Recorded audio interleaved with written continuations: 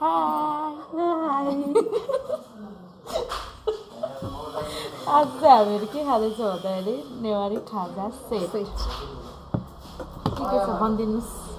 हाम्रो नेवारी खाजा सेटमा तपाईँले हेर्न सक्नुहुन्छ हामीसँग चना छ, माई फेभरेट त्यसै गरी हामीसँग आलुको अचार छ, छोइला छ, अनि काँक्रा र के भन्छ मुलाको अचार, भटमास, चिउरा, we have lots of things here.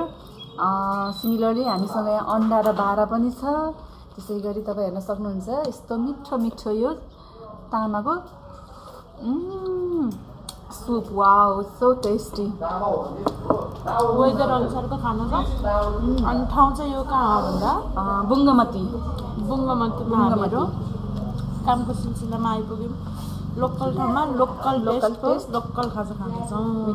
मिठो मिठो मिठो मिठो मिठो भोक लागेको बेलामा चियर्स। कस्तो मिठो क्या कस्तो मिठो है।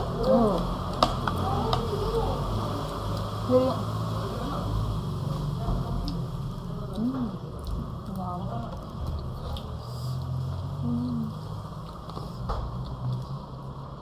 बारा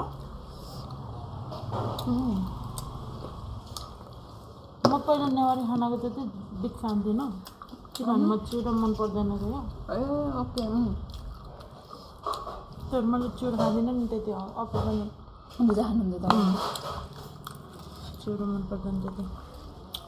अनि भन्नुहोस् त चाहिँ के छ हालखबर? हालखबर एकदम ठिक छ।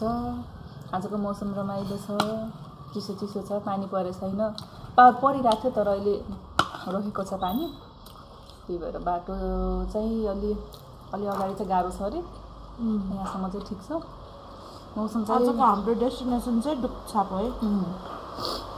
हामी चाहिँ बाटोमा छौँ। हाम्रो चिया पनि खाइसक्यौँ। दिदीले हाम्रो मिठो चिया बनाएर लिएर आइदिनु भयो।